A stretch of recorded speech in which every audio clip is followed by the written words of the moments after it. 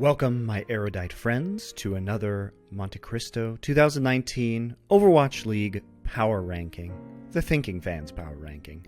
And today, we're going to be finishing up our predicted preview of teams number 10 through number 1 in the Overwatch League. For those of you who are wondering, this is going to be purely based on the current state of affairs. I've been speaking to many teams about these, about their opinions of each other, seeing which teams are hyped up. If you can get enough teams to agree that somebody is good, even through the experimental practice of scrimmages, usually there is some kernel of truth buried deep within there. But a lot of this is going to be conjecture from me based on who will be good at a meta that's about 60% goats, and also some interesting triple and quad DPS compositions going to be seeing a lot of play at the start of the season. Bear in mind that these are not the rankings that I think are going to be at the end of the season without more knowledge of how the metagame is going to shift. It is basically impossible to predict that right now, especially if goats tends to go away. Then we are going to see, I think, different teams start to do very, very well. That said, let's get into it here with number 10, which is going to be the LA Valiant. And I think a lot of LA Valiant fans are probably tired of me underrating this team, and I will admit that I have underrated them in the past, and I will also say that I may be underrating them again here at number 10.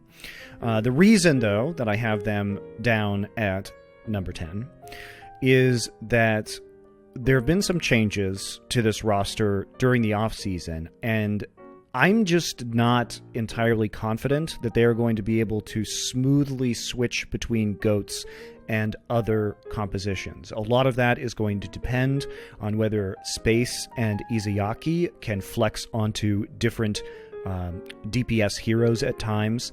They're also going to be, I think, struggling with Kareev coming back and trying to relearn that DPS role. He's a okay hit scan DPS player last season.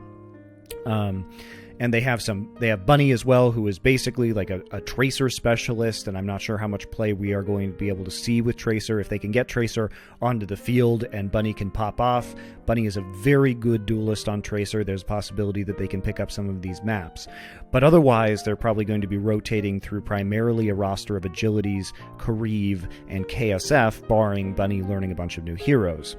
And I just don't have a lot of confidence in that DPS rotation's ability to really outplay their opponents, and I'm not super comfortable with who is going to play Zarya on this team, whether it's Space, Agilities, Kareev, KSF, or Bunny.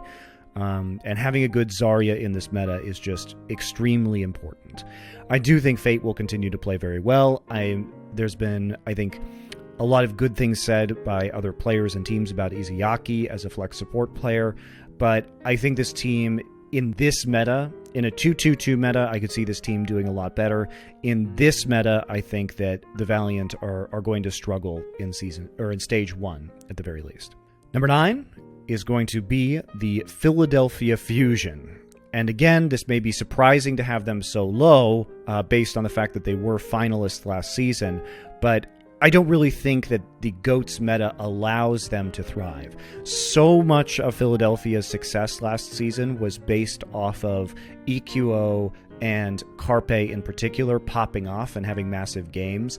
And when you can't be as impactful as a solo DPS player in this meta, I think that's really going to hold them back. So I don't expect particularly great things out of their GOATS play. Also, one of the things that hurt them, especially in the finals, was Sato not being on the same page as his team.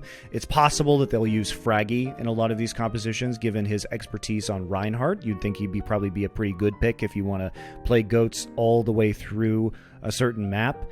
Neptuno, obviously one of the best Mercies, but we're going to have to see whether or not he's going to be able to pick up Lucio again after so much time playing Mercy last season. Same thing with Elk. They do have a lot of, I think, good options at primary support. But this is a roster that I think is going to do better once some more powerful DPS. If there's a Widowmaker meta again, a Tracer meta, obviously I think this team is going to do super well. But considering their star players are DPS players, this is, again, Philly fans are used to it. They may be able to pick up some games going all the way to Game 5 and winning on that control map because of the way the format works, but otherwise not entirely confident. Now at number 8, we're going to have the Shanghai Dragons. And the Shanghai Dragons are coming in with a lot of hype. This is basically a new roster. They only kept Fearless, Gregory, and Dia from last season. Now, I might even put them higher, but I don't really know how long Fearless is going to be gone. As of right now, they've made an announcement that he had to go back to Korea for family reasons, which is very unfortunate for them at the start of the season. I'm not sure how long he's going to be gone or what they're going to do at main tank. At times last season, Gregory did play Orisa as their main tank, so there's that option I think that's available to them. But otherwise, I think it's going to be a waiting game to see if they get another main tank player, sign a new player, or they are going to get Fearless back relatively quickly. If Fearless comes back or they get another main tank, we may see them even higher than number 8. And a lot of the hype from these guys is coming from DM and Ding. Ding is a very good Pharah player, and DM is just a monster DPS player. So their DPS lineup, I think, has been upgraded substantially. Same with their support line with Luffy and Koma. These are players that it's hard to overstate how big of an upgrade they were when Shanghai probably had the worst support line in the entire Overwatch League last season. And so hopefully them all basically speaking Korean, I'm not sure how much playtime Dia is actually going to get in this roster, will be really, really helpful for them. And basically upgrades galore at every position. So this is a roster that should be very strong as long as they can get that main tank position under control. At number 7, we will have the Paris Eternal. And many people, I believe, will be surprised at having the Paris Eternal this high. But the reason why I have them this high is because of the GOATS meta. If this is no longer a GOATS meta, I think they will perform significantly worse. But because so many of their players are coming from the European Contenders team, and particularly Eagle Gaming, which was a master of the GOATS meta. They've got a bunch of players who are very accustomed to playing GOATS. And not only the players, but you're bringing in coaches like Seta, for example, who are very used to coaching GOATs and coaching tanks, because this meta is all about tanks. Seta used to be the coach from Giganti. Giganti is the team that always ran a bazillion tanks. He is probably one of, if not the best tank coaches in Overwatch, and this is a meta that seems really designed for him to be successful. They should be able to figure out, at least one of their DPS players. They've got 4 of them, many of whom who have played Zarya at certain points in the past, so I don't think that's going to be an issue for them. The roster's deep enough that they can sort of play around with who's going to be main tanking, whether it's Cloudy or Ben Best. And just based on what a lot of the teams are saying about Paris as a roster, they may run into some games where they can't win a series because they'll win the GOATS favored maps but lose perhaps some control or assault maps or hybrid maps that aren't so GOATS friendly. But I think that anytime you play Paris, you're going to be struggling against them if they're playing GOATS and you're playing a GOATS mirror. They're going to be one of the best GOATS teams out there. And speaking of one of the best GOATS teams out there, we'll go to number 6 with the Vancouver Titans. This is a team with a lot of GOATS experience because they are runaway and they're just coming out of playing in Korean Contenders with a lot of GOATS. So there should be significant confidence coming into the start of this season. And I think that this team has better longevity than the Paris roster does because they've got players that have been playing Overwatch at a professional level for years. All the way going back to when I was casting Apex in Korea, we've got guys like Haksal and Stitch and Bumper, Twilight. These are all players that already have years of stage experience and also have great GOATS play and also have shown in the past excellent dive play. This should be a very versatile roster. I think they might slip a little bit if GOATS goes away, but at the start of the season, they are going to be a very strong team. Coming in at number 5 is the Los Angeles Gladiators. And the Gladiators, as we take a look, obviously losing Fissure was a pretty important blow to them, but they picked up Roar, who's another solid Korean tank, and they won the Decay bidding war, which many teams were engaged in, for an extremely flexible DPS player. I think that this was great for them because they're going to be able to, once he turns 18. Now, keep in mind, this team might be even higher, but he's not going to turn 18 until a few games into the season. So they're going to have to play with Surefour and Hydration as their main DPS players until Decay is ready, but it won't be too long, and Decay should be able to get in there. Ripa also has been suspended for, I believe, 5 games, I think, off the top of my head, which is pretty significant. That's almost all of Stage 1. But luckily for them, they have Shaz, and Shaz is a very good flex DPS player, so it's not like there's a massive difference there in terms of skill. And especially Shaz, when you think about his stage experience already, was probably going to be the pick for the start of the season, and Ripa would probably be slowly introduced, I would anticipate. But this is a great team. This is a team that's going to be very flexible, I think. We should be able to see Void play some Zarya if necessary. We should be able to see players flex. Remember, Shaz has at times played Genji in Overwatch League matches, so if they want to play triple or quad DPS compositions, I expect that we're going to see their flex support changing pretty consistently over to that. And Hydration and Surefour have always had pretty big hero pools and a really good ability to play niche picks and niche strategies. I also, the coaching staff for Gladiators has always been super creative. I think we're going to see some really cool strats out of them, and they'll be able to surprise people and come up with some inventive tactics to catch their opponents off guard while still maintaining a super strong roster, particularly once we have Decay eligible to play in the Overwatch League. Number 4, we have NYXL. And I've predicted NYXL to win this season, but I'm not sure that GOATS is the meta for them. I do think that probably we'll see a lot less GOATS as we get new patches, because Brigitte continues to be nerfed, D.Va continues to be nerfed, etc., etc. I can only assume that the development team is going more in that direction. The NYXL, though, made, of course, the obvious pickup of Flower. Flower was basically just sitting on XL2's bench. It was his Overwatch League waiting room until he turned 18. Which he did in October of 2018, so in the off-season. And they also have Nene, who's about the same age as Flower. And Nene was a standout player on XL2 in the last season, and I assume he is going to be probably playing most of the Zarya in this roster, given that he's coming off of, again, an XL2 season where there's going to be a lot of GOATS play, so he should be pretty experienced in that.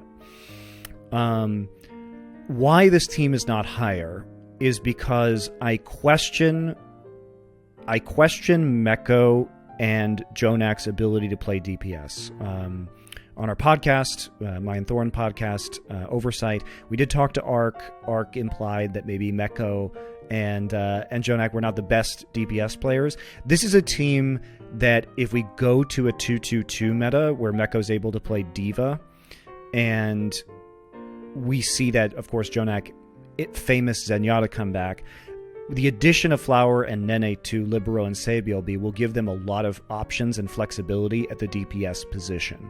So in a 2-2-2 meta, I think this team can do amazing things just by rotating their DPS in and out, and they should, especially with Libero and Flower combined, have two of the players with the largest DPS hero pools in the league, which is super exciting. And of course, they always can bring in players like Pine or Sabielby as specialists for Widowmaker or Tracer. So I really love this roster, but I don't love this roster necessarily in GOATS. I think they'll be able to get by in GOATS. I think they're going to do some really cool things with triple or quad DPS potentially, which will keep them up towards the top, but not necessarily at the very tippity top of the league. Number 3, we have the London Spitfire. So London, I think all of their players, the advantage that London brings is that if you look just purely at individual skill, you could make an argument that London is the most individually skilled roster in this league.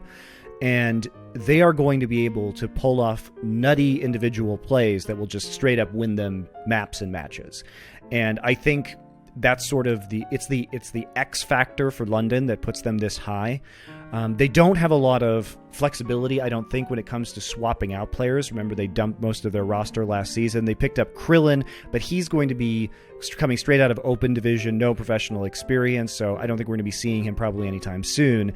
And we also have Guard as a DPS player who is known for Sombra play, which means we might see him switched in for Sombra on certain maps in Season 1.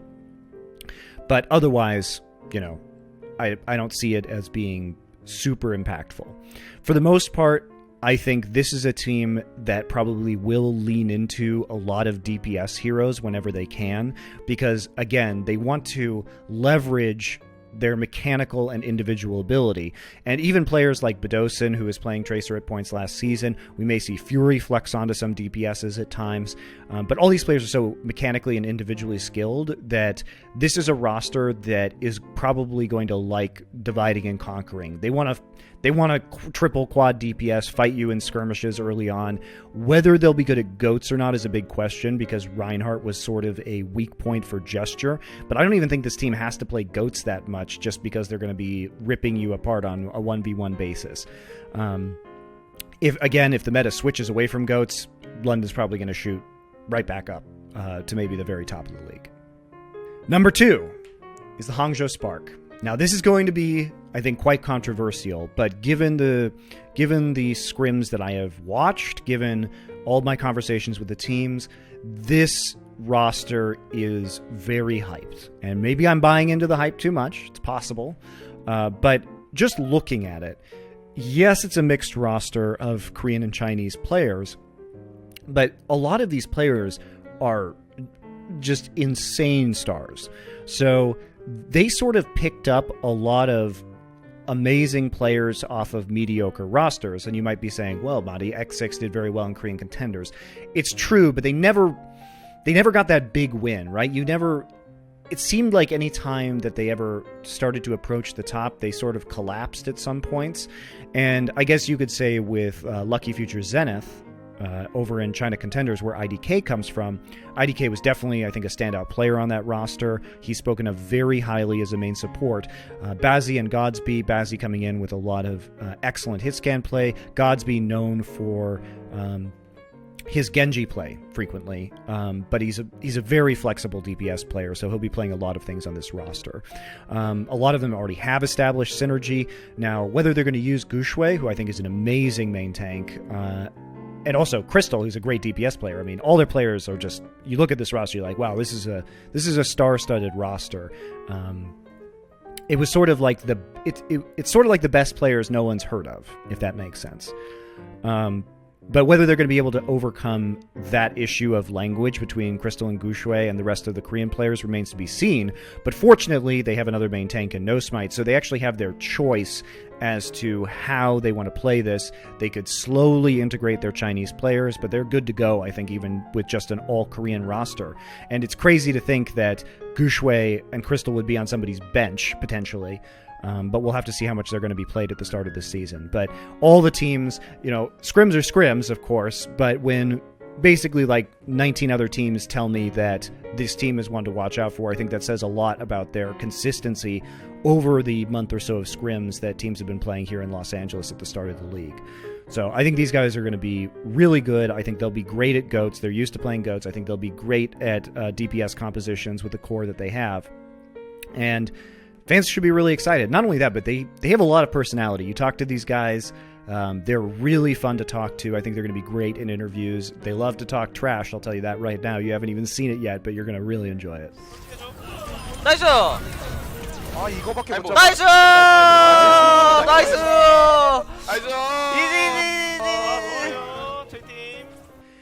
And that brings us to number 1. And I think this is going to be super controversial. And I think in this meta, number 1 is the San Francisco Shock. So why is it the San Francisco Shock? Especially when Violet is going to be serving a suspension at the start of the season, which means that arguably their better flex support player is not going to be available. Sleepy is still going to be a perfectly good player in this circumstance. But I think that this is really the time to shine. A lot of people were making jokes about how many DPS players the Shock were signing over the season. But in my mind, from what I've seen, from what I've talked to other players, that's created a lot of competition on this roster, which has driven the players up to new heights in terms of skill. I really have a lot of faith in Krusty and the coaching staff that Krusty has put together here. Junk Buck is still there, Ninick is still there, but this is Krusty's team. Krusty has complete control. He, I think, is going to do a great job of teaching these players. The question, of course, remains whether they're going to have too many players, because they're the only 12-player roster this season, and whether they're going to be able to juggle all of the egos on this team and get everybody enough playtime. But when you look at what they could do, obviously, again, going back to triple and quad DPS compositions, they can absolutely 100% run 3-4 DPS players on a given map if they choose, and their DPS lineup is so deep that it becomes incredibly scary if they do that. Sinatra's always been a very good Zarya player, and I think that Choi Hyobin and Architect are really going to grow into their own as players this season, and you just have so much depth here that Krusty is going to have so many tools to play with. Striker is one of, if not the best Tracer player in the world. As we saw in Boston, he was certainly making a case for himself as MVP of the entire league when Boston was ripping out that 10-win flawless stage 3 before the meta changed and Tracer sort of fell out of favor. But guess what? Now you can just use Striker as you like in certain maps where you can run that Tracer still. So this is going to be a really strong team. I'm taking a bit of a risk saying that I think they're going to be number one. I think safer picks are quite clearly like New York or London, but I just think in general in this meta it's going to be great for the San Francisco Shock. So that'll conclude our preseason power rankings. Maybe we'll do some more. You can join me in my library here for some power rankings in the future, and let me know what you guys think and if you'd like to make this more of a regular thing. So thank you very much for tuning in.